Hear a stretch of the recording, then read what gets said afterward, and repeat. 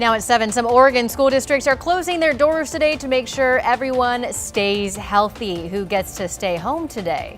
Also ahead, state data is showing graduation rates are up at Salem Kaiser. What district leaders are saying is behind the uptick. Plus, the king of rock and roll was out on a different kind of stage and taking advantage of the cold winter weather, where Elvis was rocking something other than his blue suede shoes.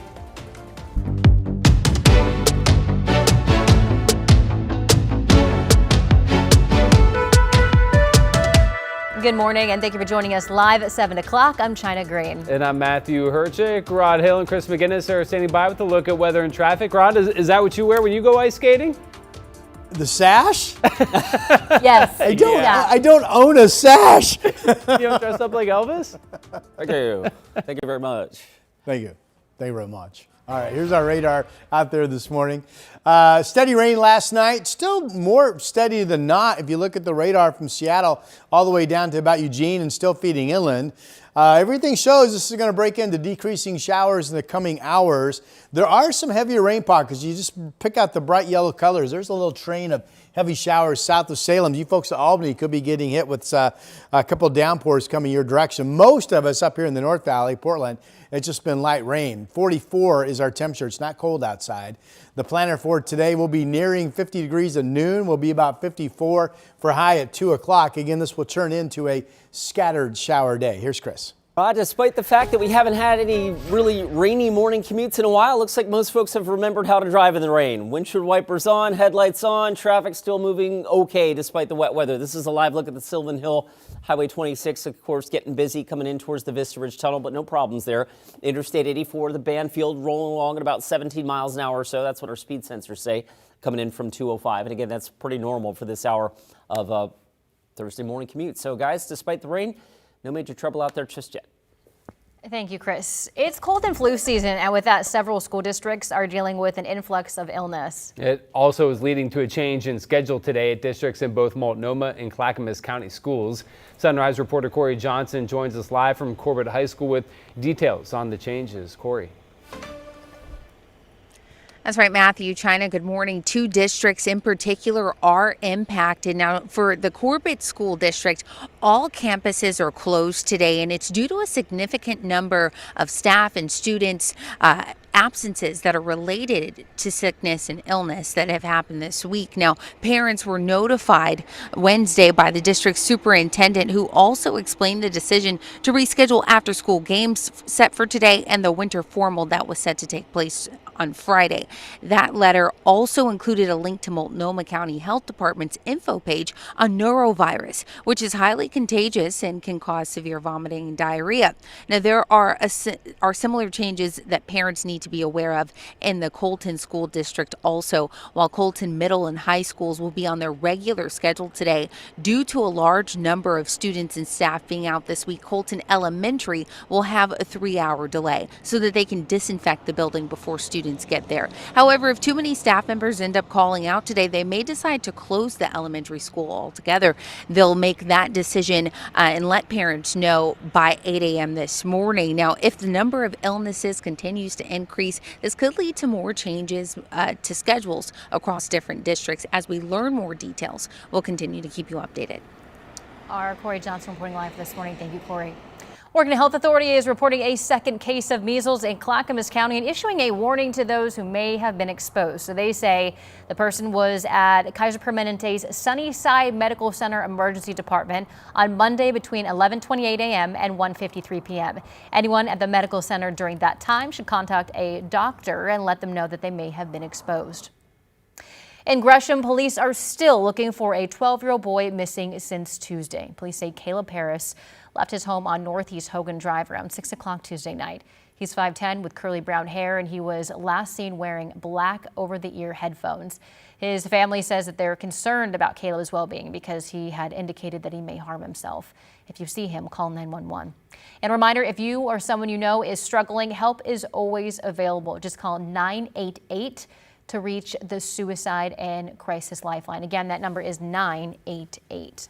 In North Portland, parents at one elementary school say their children's needs aren't being met. On Wednesday, parents sent a letter to leaders at Peninsula Elementary School expressing their concerns. So Sunrise reporter Thomas Schultz joins us from the school in North Portland. Thomas, what are those concerns? Yeah, guys, well, good morning. Look, more than 50 parents signed this letter saying that their students are experiencing unsafe behavior, and they're not the only ones concerned. Staff members are also concerned, and recently, in December, filed a grievance about this, saying student behavioral issues at Peninsula have gone unaddressed. Union members say the school district is not meeting the need for special education services, and add many classrooms are significantly understaffed. Peninsula is a neighborhood school. That means students with special education services have been integrated into standard classrooms, though a union member tells us that's actually led to less staff and worse learning conditions.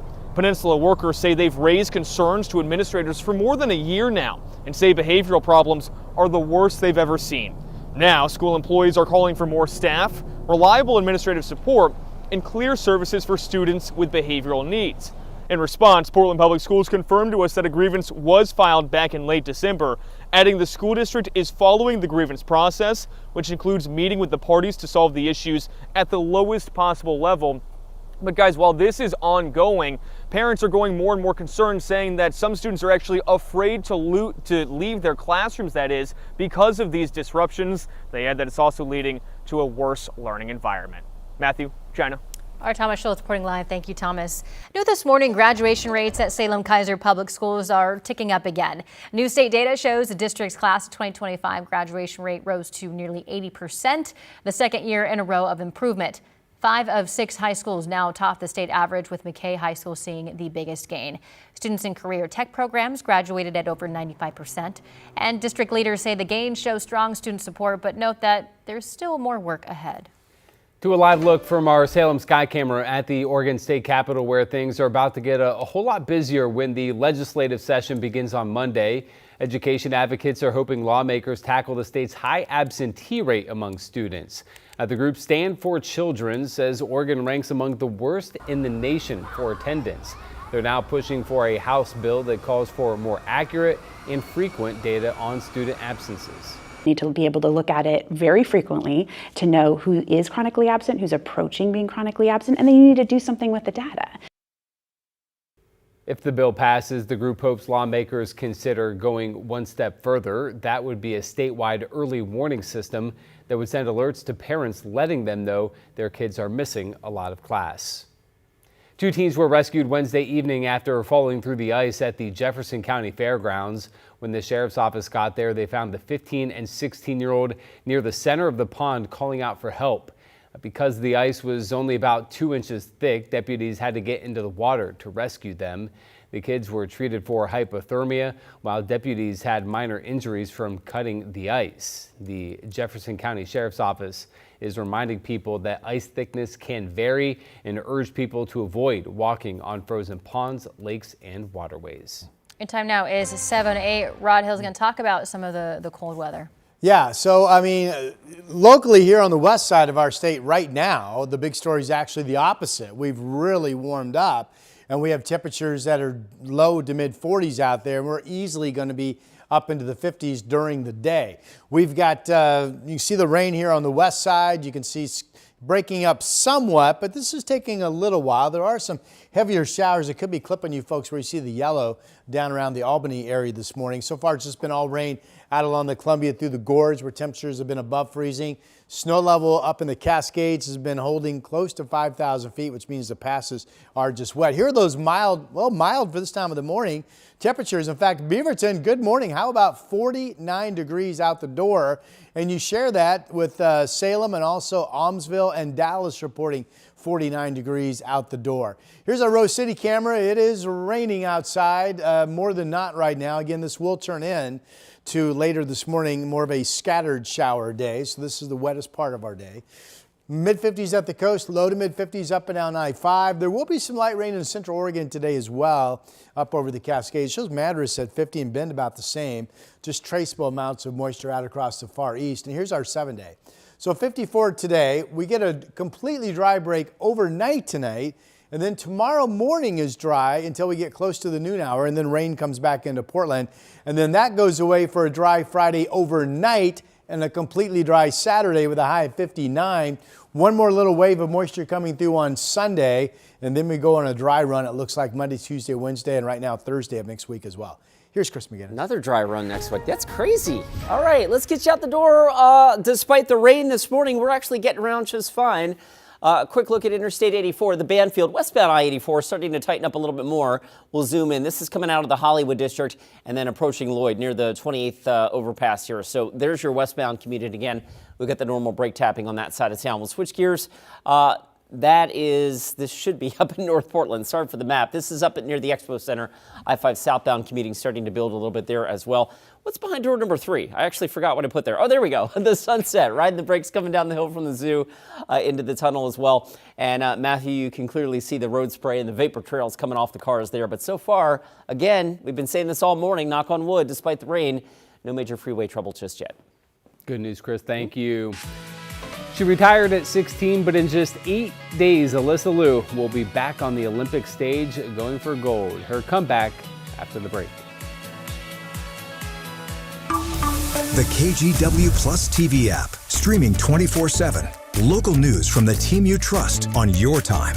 Track how the weather will impact your day. Certainly becoming increasingly hazardous. Extended, continuous coverage of breaking news live from the scene. That snowpack is still heavy. Go deeper with in-depth interviews and exclusive reporting. All the local news you need, live or on demand. KGW Plus. Download on your TV and watch for free.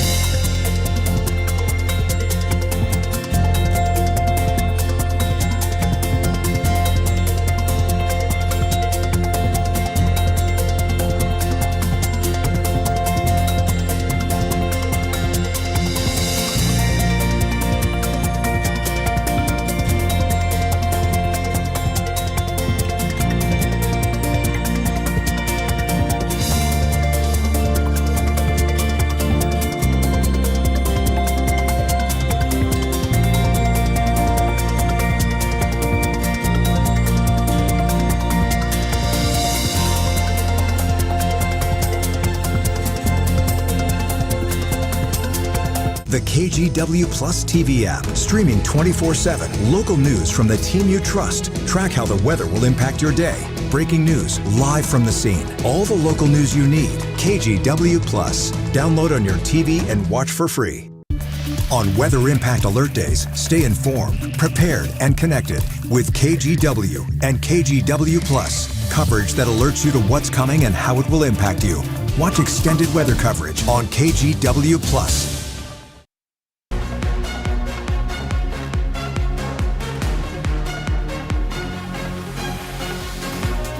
Well, the Winter Olympics is just 8 days away, and this morning we are highlighting the journey of U.S. figure skater Alyssa Lou. She retired from skating at 16.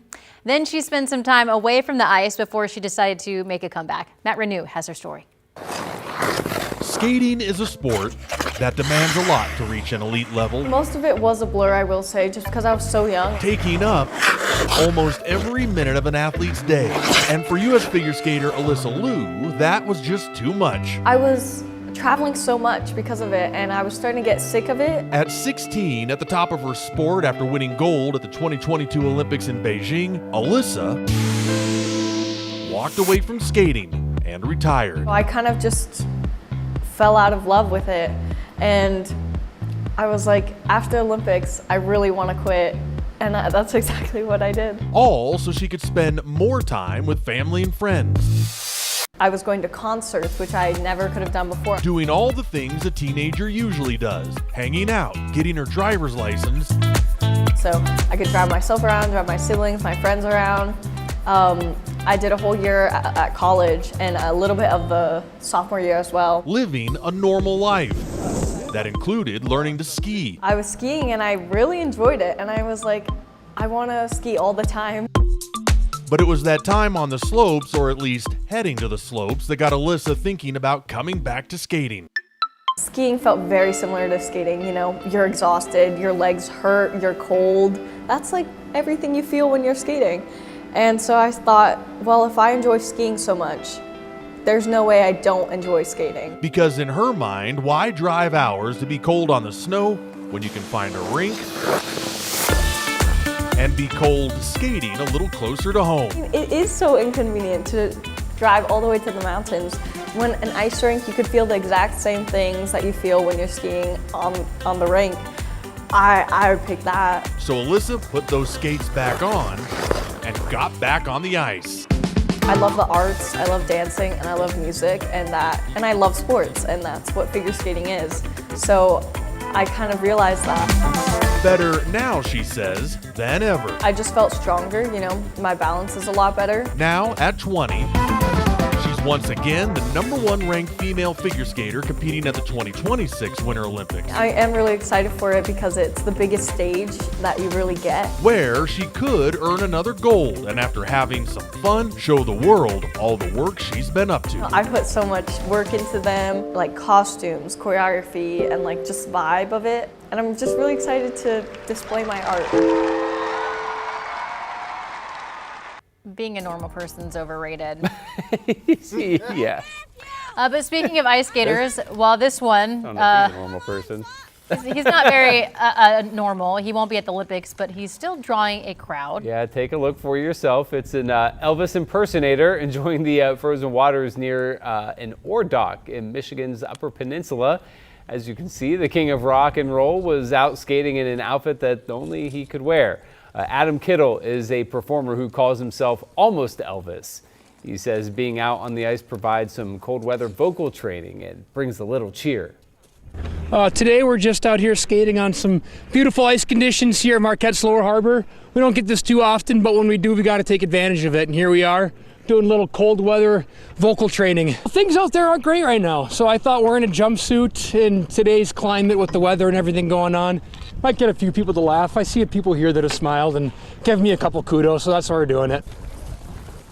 Well, other than skating on Lake Superior, Almost Elvis can be found performing at local venues in the area as well. Now, maybe being born and raised in Vegas, I see this different. He could not be a worse Elvis impersonator. He looked nothing like him. Wow. He just had the little thing Buried on, him. the little one piece on. Here's what as a weather person, here's what I got from that video. They call them Yoopers, people that live up in the Upper Peninsula. Yeah. This is beautiful up there. hardy country in the winter. Nobody really looked that cold. And let me tell you, the temperatures are really cold up there. That's why but they're used to it. I looked at back home in Columbus, -1 right now. Yeah. No. I would be like, I'm sorry, I can't talk to you. I'm so cold. Probably 20 degrees colder up there. Yeah, that's. He's singing. And he's singing, yeah. All right, let's salute the Yoopers this morning. All right, here's a look at our clouds offshore. This is another rainmaker that will come in tomorrow. So far, everything has been as advertised. Every 24-hour period getting some rain. Nothing is overly big, nothing is overly windy, just some passing shots of rain. And again, that is another passing shot of rain coming in tomorrow. Here's our rain currently on radar. We've got some traceable amounts of moisture trying to make it out toward Baker City. We've got just rain along the Columbia through the gorge. We have snow levels up in the mountains at about 5,000 feet. Passes are just fine. They're wet. This activity, I keep saying it and it keeps holding on, but it will break into scattered showers and significantly begin to decrease the overall coverage of rain at some point later this morning. And this afternoon doesn't look that wet. Here's Futurecast, 9 o'clock. Here we are. See, that's not that wet. That's early afternoon. There's a little bit of rain coming through later this afternoon. Here's tomorrow morning, dry break. And then there's that rain I showed you on the satellite offshore. That is consistently timing to arrive into Portland late morning into the noon hour. There we are tomorrow around noon. It weakens, and then there's not much out there Friday evening.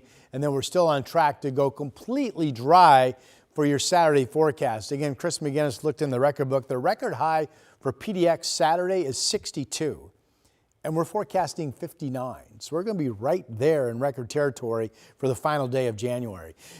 These are the potential rain amounts, from right now through the day Friday, and they show maybe another 1/4 inch in Portland. Again, these amounts have been running higher than what we've actually been picking up. Maybe the beaches pick up another 1/2 inch of rain or whatever. Here's a look from one of our Timberline cameras. Pretty up on the mountain, not much wind. 2 to 3 inches of new snow at most is what Meadows and Timberline are reporting. There are the clouds in Lincoln City from Schnookwan's Casino Resort this morning. Down in Newport, it's 54. Salem's 49. Again, this is not a cold morning. In fact, it's 41 over in Bend this morning as well. Valley forecast numbers easily up into the 50s. Early rain to showers. Southeast winds 5 to 15. Again, a scattered shower pattern this afternoon would mean a mix of dry and then wet at times. Southeast winds 5 to 15, hitting 50 or better. I've got Portland 54. The dry start tomorrow, the 54-degree afternoon with rain in the region. And then there's that nearing the record forecast on Saturday of 59. Some showers on Sunday. Then we go on a dry run Monday, Tuesday, and Wednesday.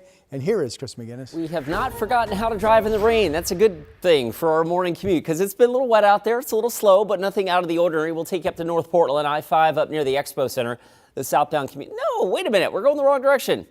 That's the Banfield. Sorry, I-84 westbound. Coming out of Hollywood, you can see the orange line here showing speeds down to around 28, 30 miles an hour. So normal stuff there. This is I-5 up near the Expo Center, rolling along between 17 and 20 miles an hour to get you from the Interstate Bridge down to the Fremont. And last but not least, over on the west side, riding the brake now pretty hard coming down the hill from the zoo into the tunnel. The inbound left lane, of course, lining up to get onto I-405 north. Traffic there still looks pretty good. And across the freeway system, still no major trouble out there just yet. Guys, back to you. Thank you, Chris. She is on her way to reaching for the stars. Literally, coming up, we meet a Washington woman on her way to becoming part of NASA's newest class of astronauts. The KGW Plus TV app, streaming 24/7. Local news from the team you trust on your time. Track how the weather will impact your day. Certainly becoming increasingly hazardous. Extended, continuous coverage of breaking news live from the scene. That snowpack is still heavy. Go deeper with in-depth interviews and exclusive reporting. All the local news you need, live or on demand. KGW Plus. Download on your TV and watch for free.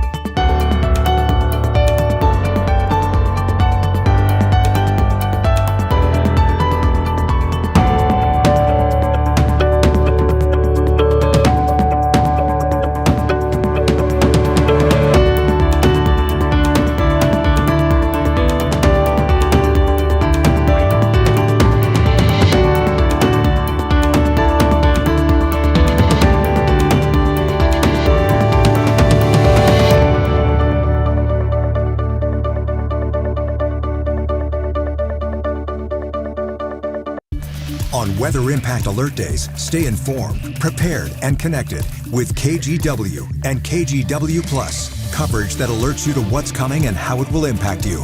Watch extended weather coverage on KGW Plus. The KGW Plus TV app, streaming 24/7. Local news from the team you trust. Track how the weather will impact your day. Breaking news live from the scene. All the local news you need. KGW Plus. Download on your TV and watch for free. A 2-year-old with a very special set of skills is already a world record holder 2 times over thanks to some unforgettable tabletop trick shots. Jeremy Roth has today's Take a Look at This. Watch a very talented toddler make world records history twice by sinking 2 very difficult trick shots at the tender age of just 2 years old. Jude Owens from Manchester, England has been confirmed as a double Guinness World Record holder in the table sport of snooker, similar to pool, after becoming the youngest person ever to pot 2 balls in 2 different pockets with 1 cue ball strike, and becoming the youngest to pull off a bank shot using the rails to sink another ball. Jude's dad says he's shown an amazing aptitude for the game since the first time he picked up a stick, and Guinness says the pint-sized snooker shark is not only the youngest known person to secure a snooker sponsorship, he also made a special walkout appearance at the 2025 UK Snooker Championship. Speaking of getting on the stick and right on cue, pilots in a NASA research plane were forced to execute an emergency belly landing after the aircraft's landing gear failed to deploy. The video was captured at a Houston, Texas airport where the agency said a mechanical issue caused this WB-57 plane to come in with its landing gear up, sparking a fiery belly landing, with the plane eventually skidding to a rest on the runway. Responders rushed to the scene, and the agency said the crew, quote, are safe at this time. WB-57s have been flying scientific and atmospheric research missions for NASA since the 1970s. According to the agency, they can fly at altitudes higher than 63,000 feet. For Take a Look at This, I'm Jeremy Roth. And speaking of NASA, we're hearing from the Washington woman tapped to be one of the newest astronauts. Lauren Edgar is from Sammamish, east of Seattle. She's an experienced geologist and has worked on mission explorations for more than 17 years, specifically focusing on exploration on Mars. She spoke with our sister station in Seattle. In that time, we're learning everything from how to fly, airplanes, practice for spacewalks, get to learn about a lot of the ISS, the space station systems. I just came from a robotics class this morning where I'm learning how to operate the robotic arm on the space station. And after Edgar finishes training, she'll be eligible for mission assignments, which could include trips to the International Space Station or even the moon. Local leaders are speaking out on a government spending bill heading to Congress, why they're pushing for a partial government shutdown to block Homeland Security funding. Plus, the impacts of severe winter weather are still apparent in parts of the U.S., and local Red Cross volunteers are there to help.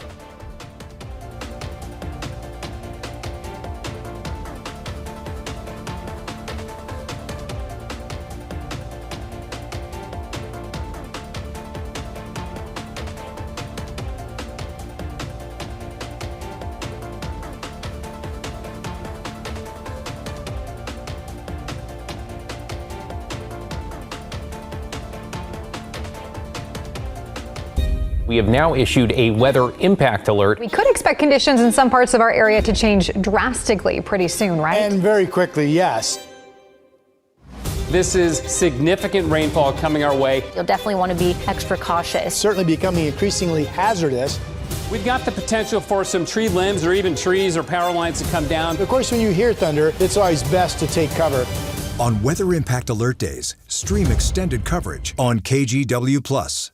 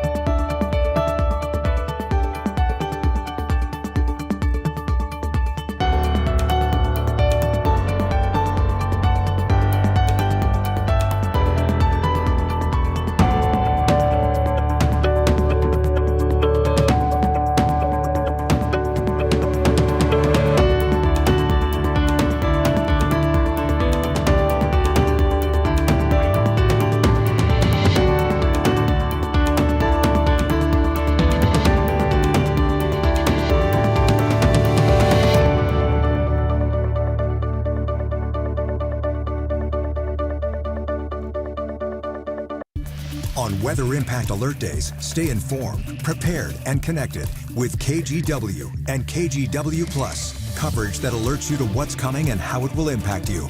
Watch extended weather coverage on KGW+. The KGW Plus TV app, streaming 24/7. Local news from the team you trust. Track how the weather will impact your day. Breaking news, live from the scene. All the local news you need. KGW Plus. Download on your TV and watch for free.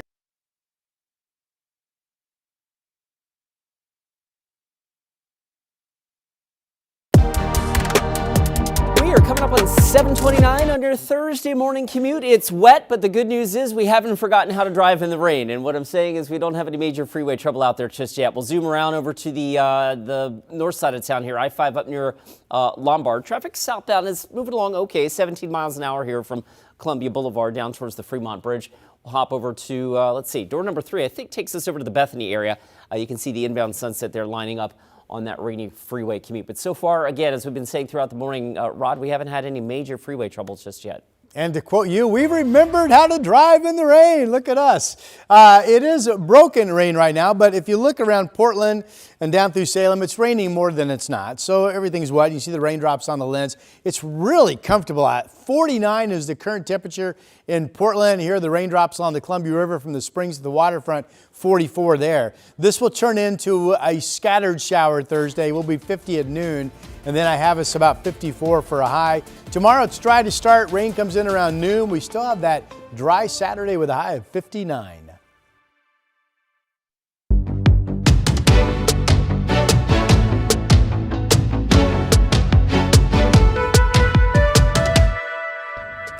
Well, good morning. The St. Louis Zoo may have been closed for winter weather, but the fun didn't stop for the animals. This polar bear was making the most of his time during Sunday's snowstorm. A 3-year-old Kaloo could be seen playing, swimming, and rolling around in the snow in his enclosure. And if you didn't know, Kaloo is Kalik's twin brother, who made his debut at the Oregon Zoo earlier this month. So it looks kind of familiar. Yeah, it looks similar. Kind of cream colored there, yeah. I think they all look the same. That white coat, yeah. Big teeth, seeing a lot big of polar paws. bears with the having fun in the snow. I just want to cuddle them. I was looking at the amount of snow on the rocks. I mean, the eyeball test says it was a good foot, right? Yeah, a good amount. Pretty of close snow. to it. Yeah, Yeah. absolutely. Wow. All right, here's radar this morning. As promised, it rained much of the night. It wasn't ever really coming down. It looks like PDX is going to end up reporting about 0.2 of an inch of rain from overnight. And this is still what we have going on right now. There have been a few areas, you see the bright colors, some heavier showers, but most of us are just seeing primarily light showers, but it's pretty wet out. Temperatures are really mild, 49 degrees in Salem. Here's downtown Portland from the Wells Fargo camera, and it's 44. Winds along the Columbia are east-southeast at 15. This should turn in. It's taken a while. It should turn in, though, to the rain breaking up and this becoming just a typical scattered shower day. 50 degrees at noon, kind of a mix of wet and dry this afternoon. I've got us 53 at 5 o'clock. The high should be about 54. So, yeah, really comfortable out today, Chris. Lots of busyness on the roads, right? We're in the heart of the morning commute now, but the good news is, as we've been saying throughout the morning, despite the rain and the wet roads, we haven't had any major issues out there just yet. That's I-5 up near North Portland. In North Portland, I should say, near Columbia Boulevard. The headlights there, that would be the southbound commute. We'll zoom in a little bit. You can see that red line indicating that 15-mile-an-hour commute or so from Kenton down towards I-405 and the Fremont Bridge. So, yeah, a little slow on that side of town, but we can take that. Door number 2 takes us over to the Banfield. This is the westbound commute moving from right to left, and you can see the ODOT reader board there. Well, maybe you can't see them, but the speeds there are right around 15 miles an hour. So, again, a little slow out there, but so far, no freeway trouble despite the rain. Guys, back to you. Chris, thank you. The federal government could shut down by the end of the week over an impasse on Department of Homeland Security funding. This comes after 2 deadly shootings by federal agents in Minneapolis. Sunrise reporter Thomas Schultz joins us from North Portland. So, Thomas, what are local leaders saying about this? Yeah, well, guys, at a town hall last night, Representative Suzanne Bonamici told constituents that she doesn't believe the Department of Homeland Security should receive any more funding after receiving $170 billion over the next 5 years back in July. That's a sentiment that fellow Democratic Representative Andrea Salinas shared when she spoke with our Blair Best yesterday. Is that this agency doesn't deserve another penny. They already were given way too much disproportionately. This is Trump's police state right now, and he needs to own it. And I am doing everything in my power right now to make sure that this does not continue.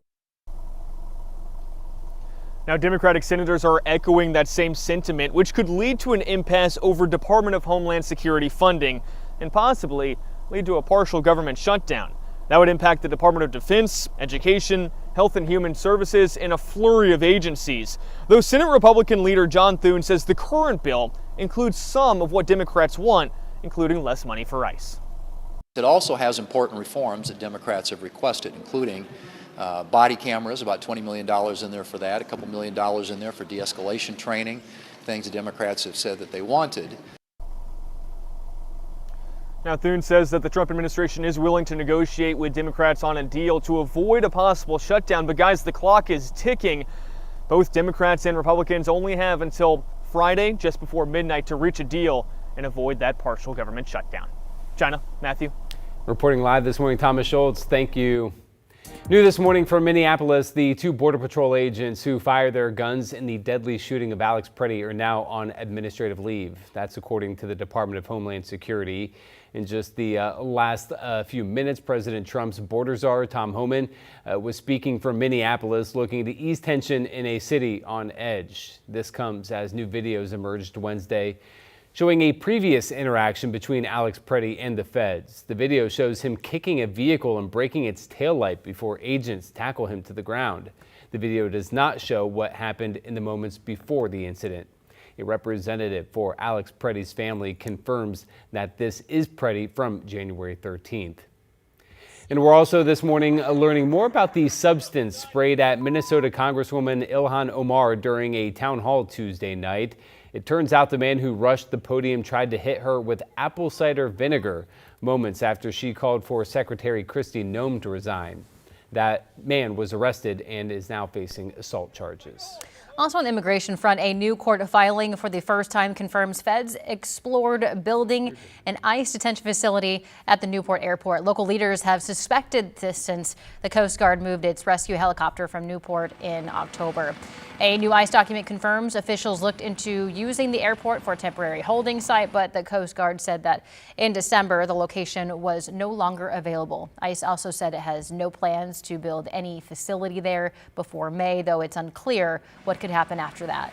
Washington is one step closer to banning ICE agents from wearing masks during operations in Washington state. The state Senate passed a bill to ban the use of facial coverings by all law enforcement agents. Democrats say law enforcement should not have any reason to hide their identities, but Republicans argue officers should have the right to protect their identities from protesters who have harassed officers.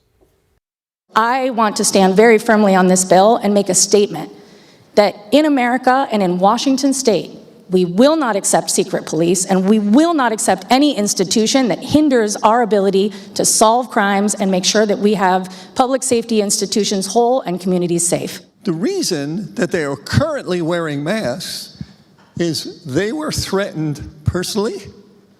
Them and their families were threatened personally. That's why they're wearing masks. They're not wearing masks because they're secret police. Now the bill heads to the House for debate. This morning we're learning how much it will cost for the White House to send troops to American cities.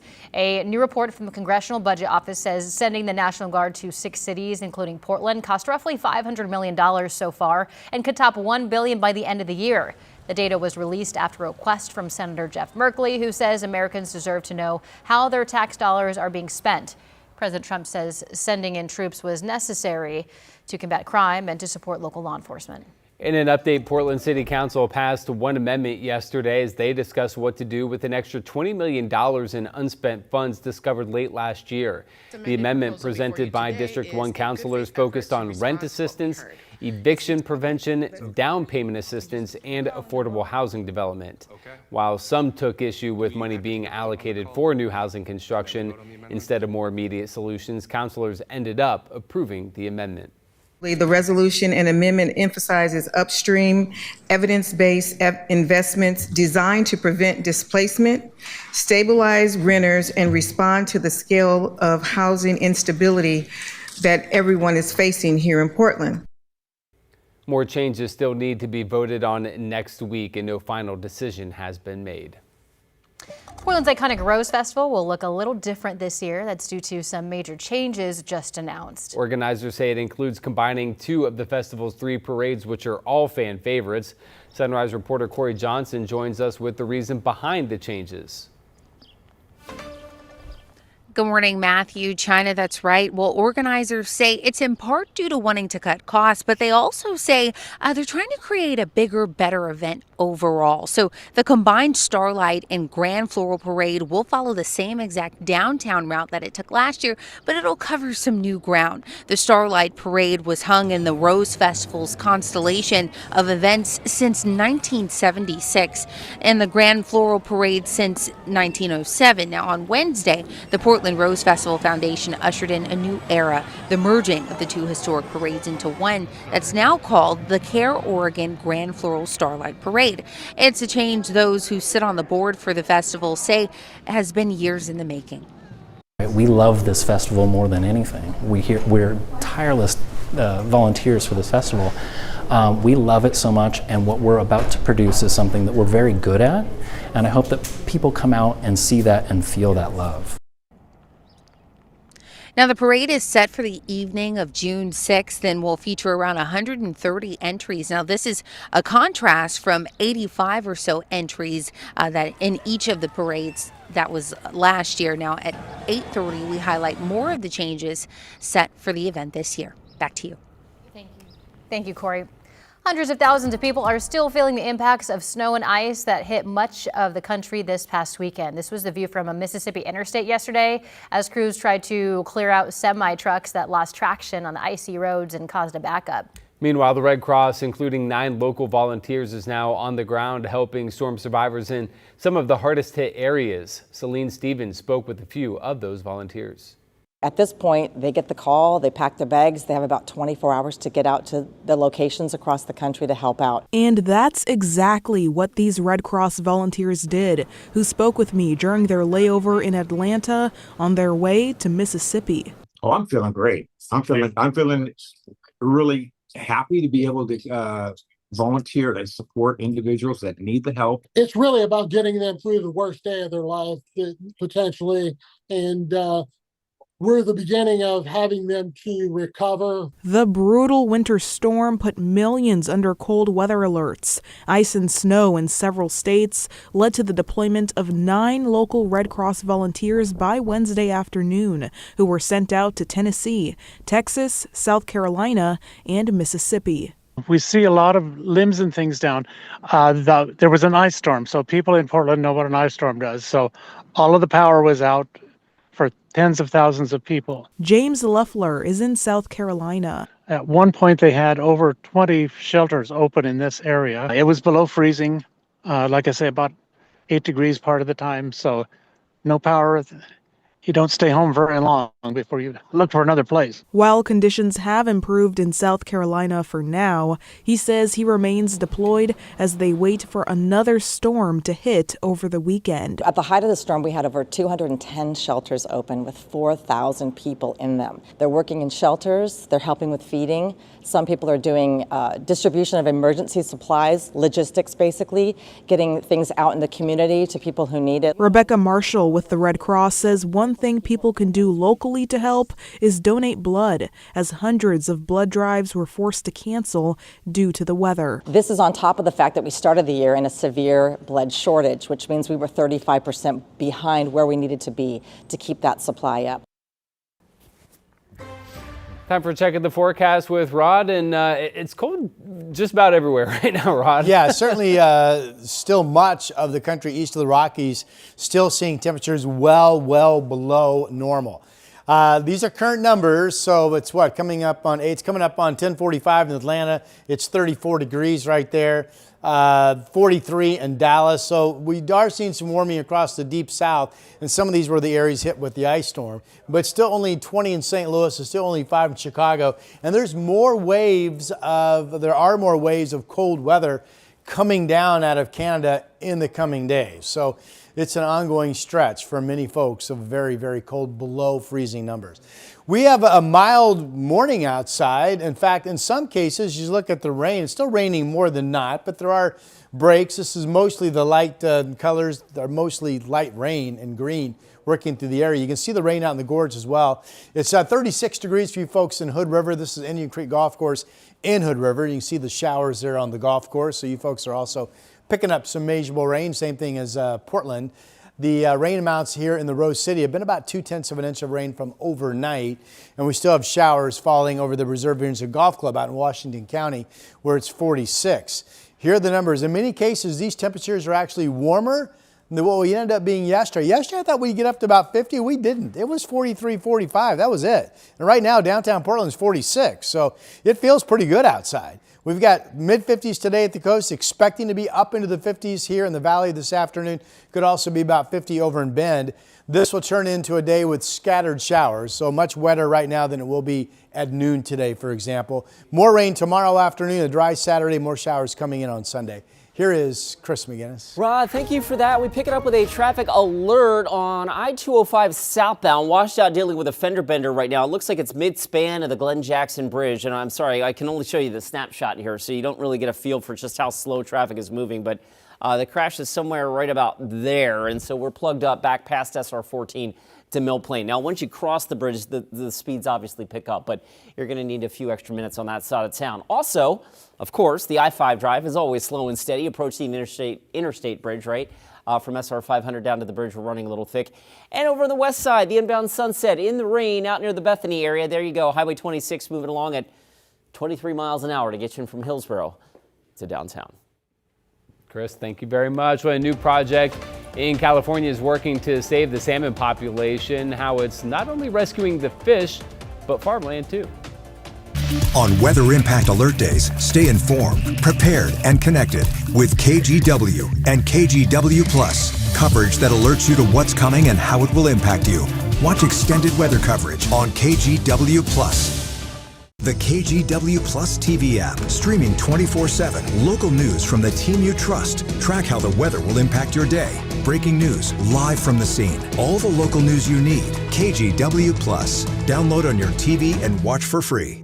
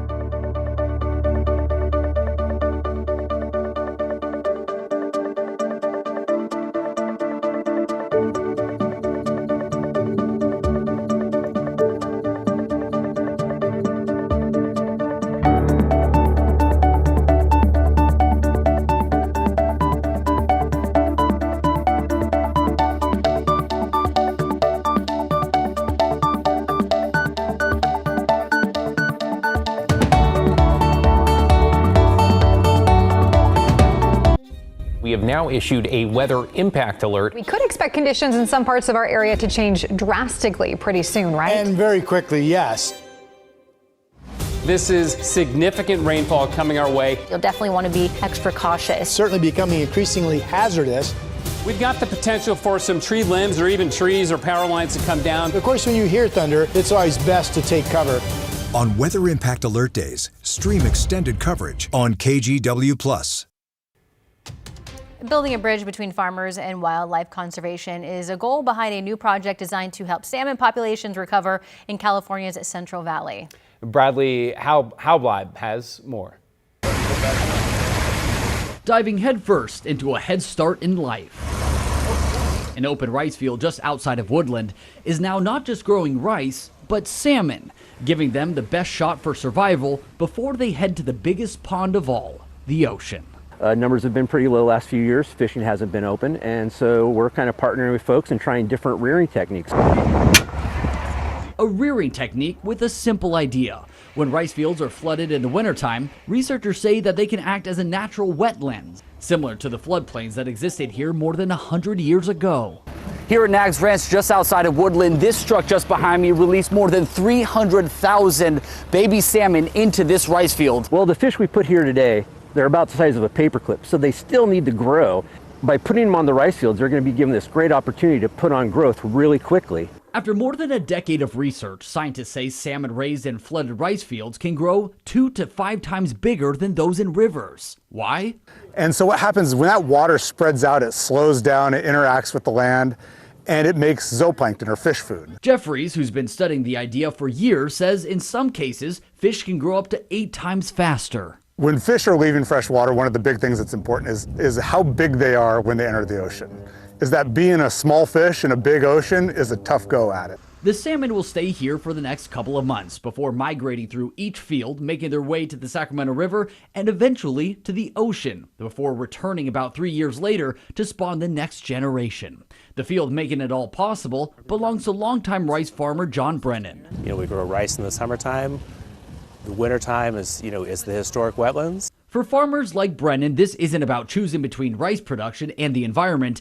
Instead of changing what farmers do, the idea is to build on what's already happening, using the off-season to benefit the fish, farmers, and a water system they all depend on. We're not going to have a strong rice industry unless we have a cohesive water industry, and the water industry is completely dependent on the fish. So let's go where the problem is and see if we can solve it. Yeah, we were just saying that we didn't know if we grew any rice here in the US that or was California. Yeah, near Sacramento. Yeah. That was a great story. The more you know. All geared to get the salmon larger, which I think people generally support. Yes. Yeah. Everybody wants to have that moment. I caught one this big, right? Yeah. All right, Here's here's your profile picture. Holding a Oh, God. If you are on a dating app, take that picture off of you holding a fish. Women do not want to see that. Really? Immediately Yes, swipe. Really? I've heard the same thing. There's Yeah, just something about like a golfing picture or like a holding a fish that I just know you hang out with your boys for like 9 hours every Saturday. Yeah. And I'm not here for that. I'm married, by the way. That's not a problem I have, but I have had that problem. I was teeing her up because I knew that was wow. a thing. Okay. Yeah. I mean, I like the big fish pictures. Here's a look at your satellite picture. We've got, this is Friday, another system offshore. We've had the rain all night that we thought we would, and it's taken a little longer to break up than I thought it would, but eventually this will turn into a scattered shower day. Right now, from Longview down into really Eugene, it's still raining more than not. It's been all rain with temperatures holding in the mid-30s through the Gorge and Hood River and the Dalles. A little bit of light moisture working its way through central Oregon this morning as well. Futurecast does tell the tale of our rain continuing to break up and this becoming more of a scattered shower day, which means a nice mix of dry and wet time. This is 1 o'clock. Not much, more rain kind of nipping at the coast that will come through this afternoon. This is a dry window overnight tonight and tomorrow morning. Now this does show tomorrow morning rain already nearing the coast, but Portland could be dry until 11 o'clock potentially tomorrow morning. There's some rain coming through at noon and a few scattered showers after that, but not much. Your Friday evening really looks to be pretty good. And then the forecast is still completely dry with partly sunny skies expected on Saturday. This is Saturday noon. And if that's the case, we could be nearing 60 degrees. Chris McGinnis getting in the records and telling us the record high for Saturday is 62, so we think we'll be close. Here's Timberline Lodge. Both Timberline and Meadows reporting 2 to 3 inches of new snow so far, and that's it. It's not that cold up there, 31 degrees. In fact, the passes have been holding above freezing, and they are just wet this morning. Here are the dark clouds still along the coast in Lincoln City from our Chinook Winds Casino Resort camera. 53 degrees. Temperatures are really warm out there. In fact, here's Portland with some rain in the area at 44. Yesterday afternoon, we hunkered down at 43 all day. We got to 45 before midnight. So we're warmer right now than we were during the daytime yesterday. You'll notice the difference when you step outside and get going. It's 48 in Kelso. It's 49 in Salem, for crying out loud. There are the mid-30s in the Dalles and also 36 degrees out in Pendleton. Forecast for today, becoming more of a scattered shower day. Southeast winds 5 to 15. Low to mid-50s. Very comfortable to be out and about. Southwest Washington, again, low to mid-50s potentially with southeast winds 5 to 15. Not much wind coming out of the gorge in the Troutdale. Those winds have been closer to 10 miles per hour this morning. 54 today, a dry start tomorrow. The rain by the noon hour, 54. The 59-degree dry Saturday. Some showers coming through on Sunday. And then after that, we're all dry Monday, Tuesday, Wednesday, and perhaps Thursday to follow as well. Here is Chris McGinnis. All right, Rod, we pick it up on the east side of Vancouver. Earlier trouble on the Glen Jackson Bridge, southbound I-205. Looks like that crash has cleared, but as always, there's a residual delay. That's a snapshot right now from SR-14. So the ramps from SR-14 to 205 and 205 South itself actually really backed up between Mill Plain and the bridge. All right, let's hop over to the west side. This is 217 near Greenberg Road over the freshly paved stretch of 217, right? That fresh asphalt is freshly wet and very slow right now on 217, both directions, about 15 to 20 miles an hour both ways between, well, basically Allen Boulevard and Interstate 5. Okay, also on the west side, inbound Sunset running pretty thick coming in from Bethany. Right now, that's about a 20-mile-an-hour commute between Tannisbourne and 217. We'll be right back. The KGW Plus TV app, streaming 24/7. Local news from the team you trust on your time. Track how the weather will impact your day. Certainly becoming increasingly hazardous. Extended, continuous coverage of breaking news live from the scene. That snowpack is still heavy. Go deeper with in-depth interviews and exclusive reporting. All the local news you need, live or on demand. KGW Plus. Download on your TV and watch for free.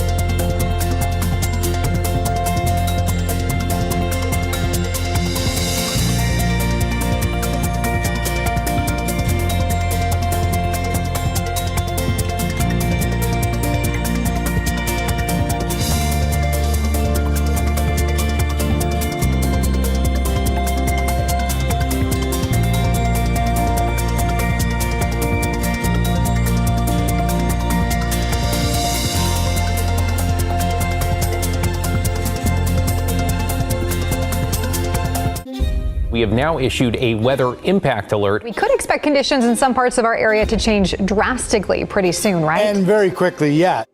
This is significant rainfall coming our way. You'll definitely want to be extra cautious. Certainly becoming increasingly hazardous. We've got the potential for some tree limbs or even trees or power lines to come down. Of course, when you hear thunder, it's always best to take cover. On Weather Impact Alert Days, stream extended coverage on KGW Plus.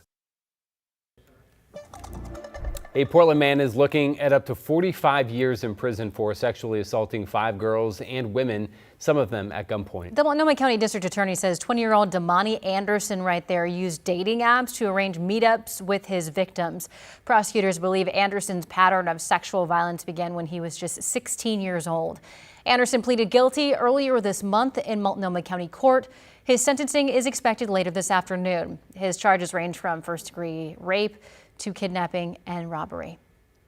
Well, coming up at 8 o'clock, KGW Sunrise continues live on KGW Plus as the Winter Olympics are just 8 days away and one of Team USA's biggest stars is back after walking away. Yeah, why figure skater Alyssa Lou retired at 16 and what brought her back to the ice? Ahead in today's 10 to watch. The KGW